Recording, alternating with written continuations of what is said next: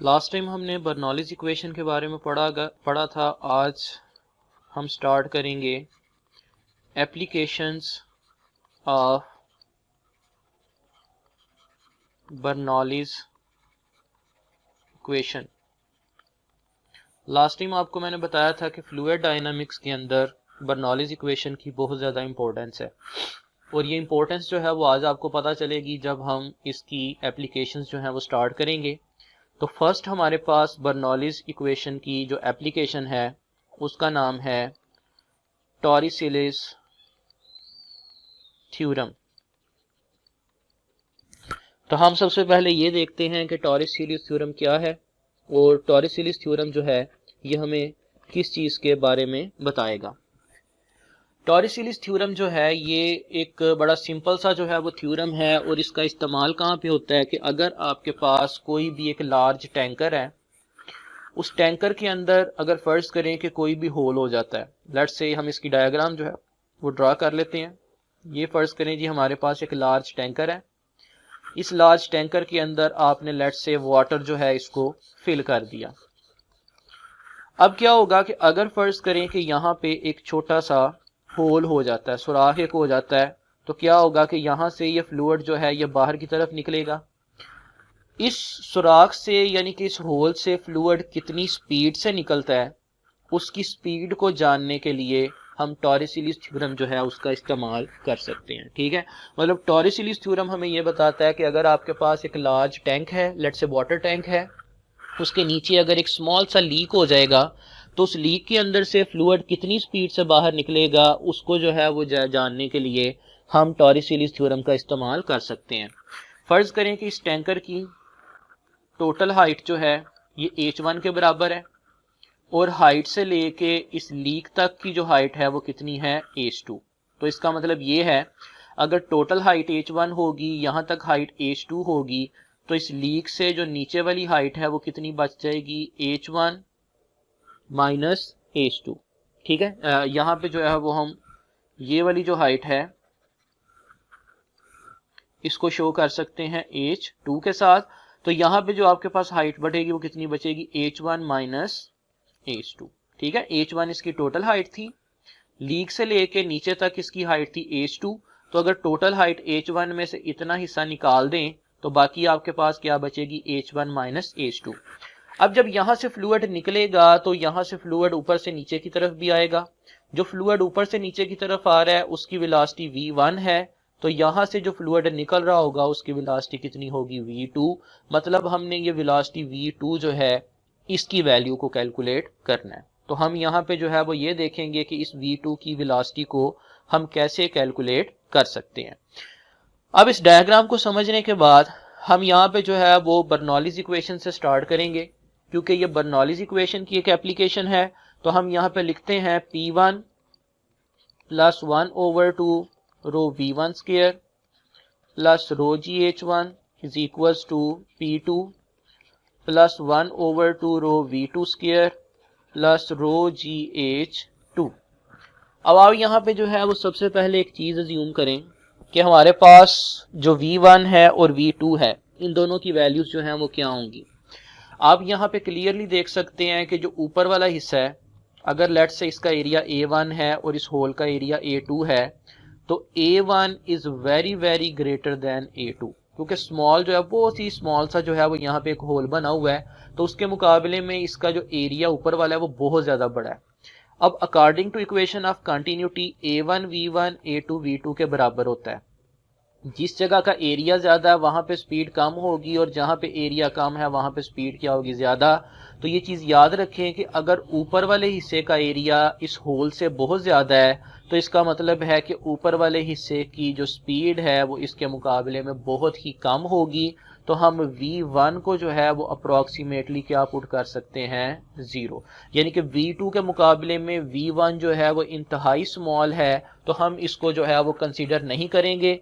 तो हमारे पास बाकी इक्वेशन बच जाएगी P1 प्लस 1/2 रो V1 की जगह पे आ गया 0 plus rho GH1 is equals to P2 plus 1/2 rho V2 square plus rho GH2। तो यही इक्वेशन जो है ये हमारे पास अब रिड्यूस होके जो है वो क्या बन जाएगी कि P1 plus rho GH1 is equal to P2 plus 1/2 rho V2 square plus rho GH2। यहाँ से आप देख सकते हैं कि V1 वाली टर्म जो है वो 0 हो गई है, तो इसलिए उसको हमने निकाल दिया। अब दूसरी चीज यहाँ पे ये देखें कि ये जो हमारे पास पूरे के पूरी ये डायग्राम है, इसके अंदर ऊपर वाला हिस्सा और नीचे वाला हिस्सा दोनों का प्रेशर जो है वो क्या होगा, सेम। क्योंकि दोनों को हमने सेम रूम लेवल पे रखा हुआ है, तो जितना प्रेशर यहाँ पे होगा उतना ही प्रेशर यहाँ पे होगा। अगर दोनों साइडों पे प्रेशर जो है वो सेम है तो इसका मतलब है P1 P2 के बराबर है, तो हम इन दोनों की जगह पे सिंपली P पुट कर सकते हैं। ये आ जाएगा P plus rho GH1 is equal to P plus 1/2 rho V2 square plus rho GH2।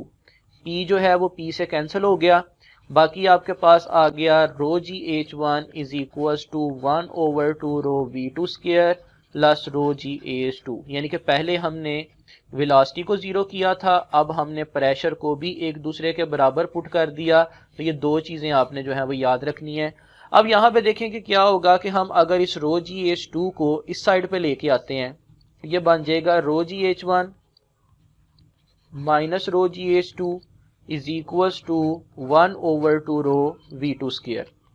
अब यहाँ पे आप देख सकते हैं कि रो G जो है ये कॉमन आ रहा है, तो रो G को हम कॉमन निकाल लेते हैं। बाकी आ जाएगा H1 minus H2 is equal to 1/2 rho V2 square. Rho को रो से कैंसिल कर दिया, तो आपके पास V2 स्क्वायर की जो फाइनल वैल्यू है वो क्या निकल आएगी, ये आपके पास जो है वो वैल्यू आ जाएगी यहां से G into H1 minus H2 is equal to 1/2 V2 square. ठीक है, 1/2 V2 स्क्वायर। अब ये देखें, अगर हम V2 स्क्वायर की वैल्यू निकालना चाहते हैं तो 2 ऊपर जाके मल्टीप्लाई हो जाएगा, ये आ जाएगा 2G into H1 minus H2, और इसके स्क्वायर को ख़त्म करने के लिए हम दोनों साइड्स पे अगर स्क्वायर रूट लेते हैं तो हमारे पास V2 की फाइनल वैल्यू आ जाएगी 2G into H1 minus H2 का स्क्वायर रूट। तो ये है जी हमारे पास स्पीड वो फ्लूइड की, कि वो जो लीक स्मॉल नीचे सा हुआ था कि उसके अंदर से वो फ्लूइड जो है वो कितनी स्पीड से निकल रहा है। जैसे ये हमारे पास जो है वो इसकी एक डायग्राम थी कि यहाँ पे आपके पास फ्लूइड है, यहाँ से फ्लूइड के निकलने की स्पीड है V2। ये वो V2 स्पीड जो है वो हमने कैलकुलेट की है यहाँ पे, और आप यहाँ पे देख सकते हैं कि इस फ्लूइड की यहाँ से लेके यहाँ तक जो हाइट है वो कितनी है, H1 माइनस H2। तो इसका मतलब ये हुआ कि जो V2 स्पीड है ये असल में किसके बराबर है कि वो फ्लूइड जो ग्रेविटी की वजह से नीचे आ रहा है H1 माइनस H2 हाइट पे, जितनी हाइट पे वो नीचे आएगा तो उसकी वेलोसिटी में जो इजाफा होगा वो किसके बराबर होगा, V2 के। तो हम यहाँ पे जो है वो इसको डिफाइन जो है वो कैसे कर सकते हैं कि the speed of efflux, speed of efflux का मतलब है V2। ठीक है, यानी कि जितनी स्पीड के साथ उस होल के अंदर से वो वाटर या कोई भी फ्लूइड जो है वो निकलेगा उसको हम स्पीड ऑफ इफ्लक्स कहेंगे। The speed of efflux is equal to the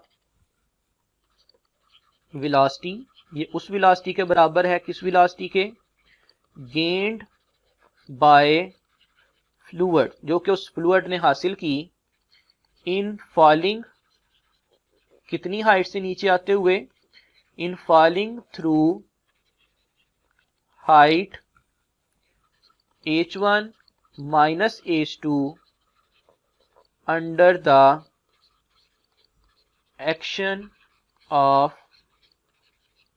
gravity. देखें, हम इसकी इक्वेशन लिखते हैं कि जो स्पीड ऑफ फ्लक्स है ये किसके बराबर है, 2G into H1 minus H2 के स्क्वायर रूट के, कि वो जो fluid H1 minus H2 height से नीचे आ रहा है ग्रेविटी की वजह से, उसकी वजह से जितना उसकी वेलोसिटी के अंदर इजाफा होगा उसको हम कहेंगे उसकी स्पीड ऑफ फ्लक्स। यानी कि जो टॉरिसिलिस थ्योरम है फर्स्ट जो आपके पास एप्लीकेशन है बर्नौलीज इक्वेशन की, ये हमें असल में बताती है कि जब आपके पास कोई भी एक कंटेनर है जिसके अंदर जो है वो आपने एक होल किया हुआ है, तो जब ये फ्लूइड नीचे की तरफ आएगा तो इसकी पोटेंशियल एनर्जी में कमी आएगी, और जब वो यहाँ से निकलेगा तो उसकी काइनेटिक एनर्जी में इजाफा होगा। तो इसका मतलब है कि जो काइनेटिक एनर्जी में इजाफा हो रहा है उससे स्पीड में भी इजाफा हो रहा है, और वो जो वेलोसिटी गेन कर रहा है वो असल में किसकी वजह से है कि इस हाइट से नीचे आते हुए ग्रेविटेशनल फोर्स की वजह से जितना उसकी वेलोसिटी में इजाफा होगा उसको हम कहेंगे उसकी स्पीड ऑफ इफ्लक्स। तो ये थी जी आपके पास टॉरिसेलीज थ्योरम यानी कि बर्नौलीज इक्वेशन की फर्स्ट एप्लीकेशन, जिसकी मदद से आप किसी भी एक स्मॉल होल के अंदर से कोई भी फ्लूइड कितनी स्पीड के साथ बाहर निकलता है उस स्पीड को कैलकुलेट कर सकते हैं।